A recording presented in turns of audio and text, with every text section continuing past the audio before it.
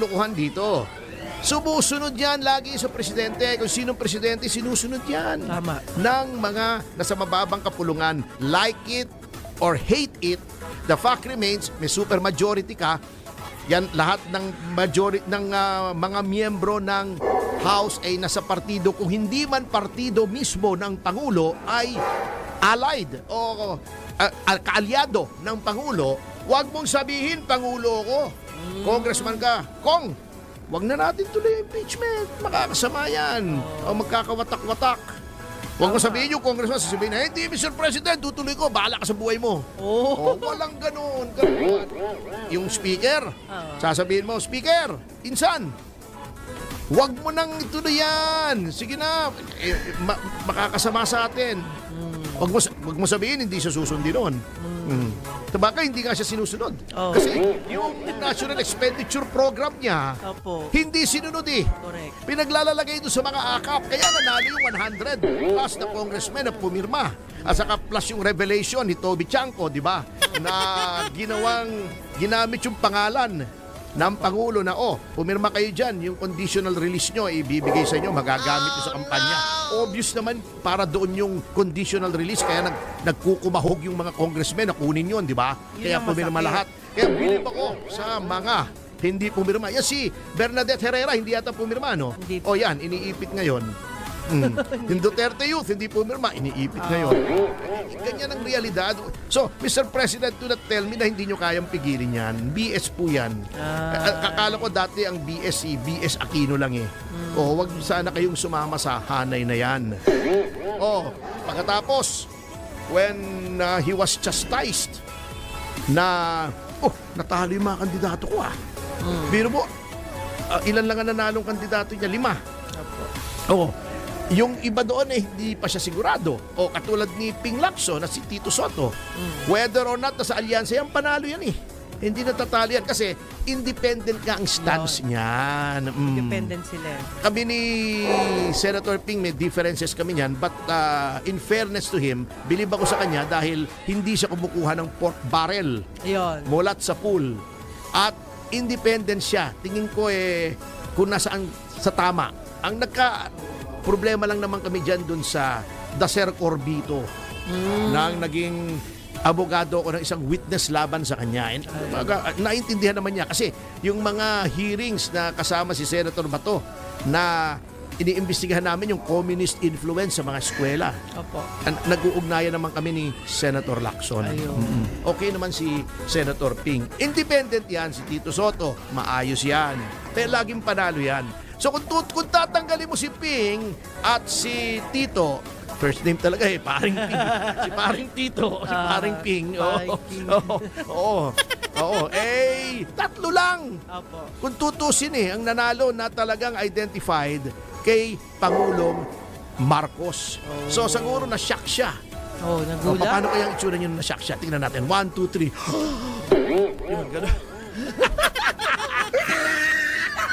Isa pa siya. Na-shock si Pangulong Marcos. 1, 2, 3. Ganun artista talaga yan. Nung na-shock siya na talagang bugbog sarado yung kanyang mga bets sa Senado. Alam mo, tinatala niya yung mga bets niya di ba? Ang tawag doon, nilalag niya yung mga kandidato. Ang tawag doon, bet lag. Yung talaan yung mga bets senatorial bets nilalag niya bet lag.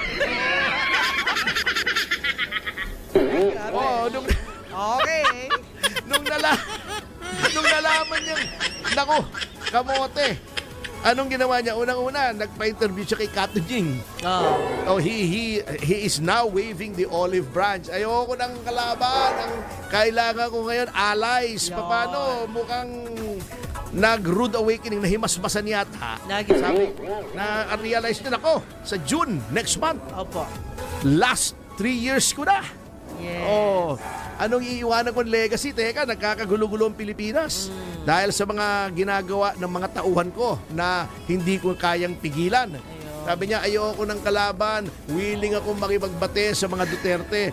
Nako, Mr. President, too little, too late.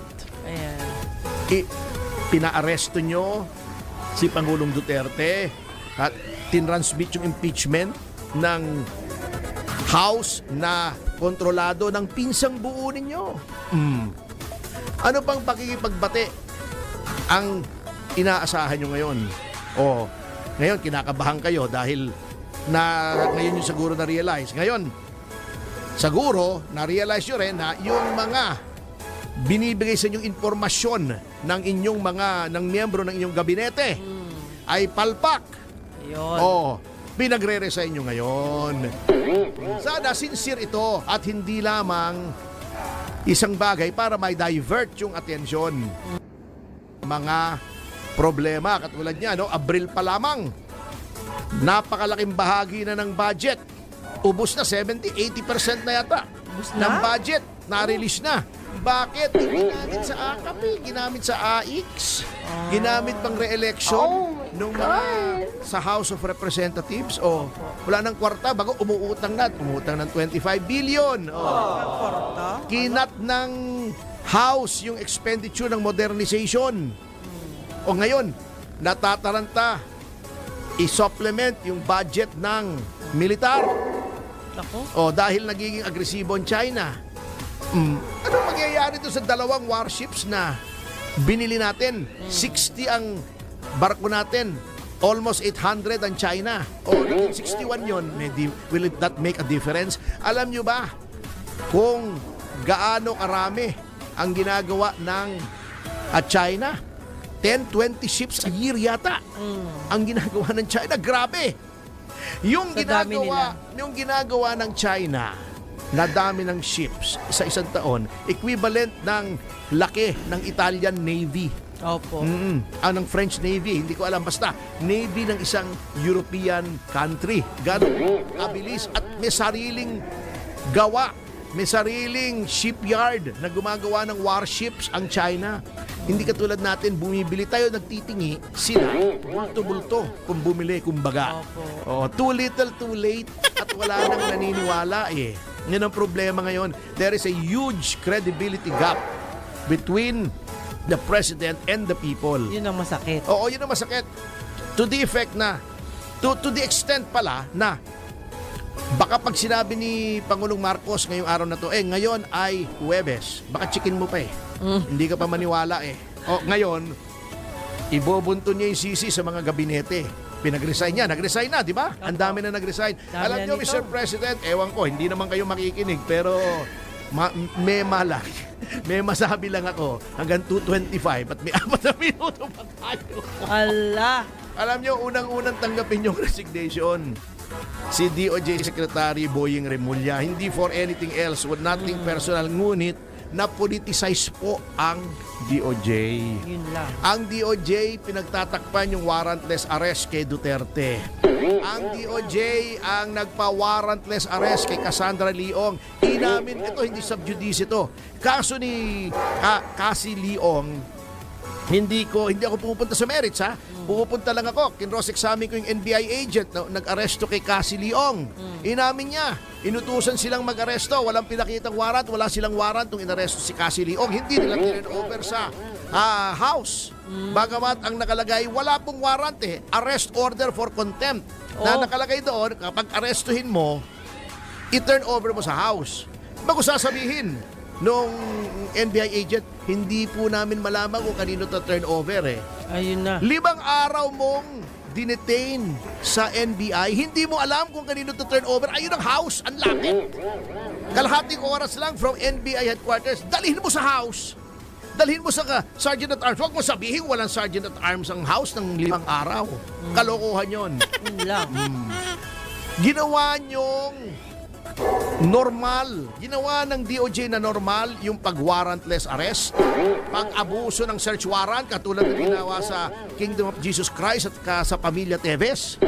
O ginawa nyong normal yung paggamit ng prosecutorial powers ng DOJ para tuligsain ang inyong mga political enemies. Yun, kung gusto nyo makarestore ang konting kredibilidad nyo, Mr. President, tanggapin nyo yung resignation ni Secretary Boying Remulla. Wag si John Vic ha, maayos po yun.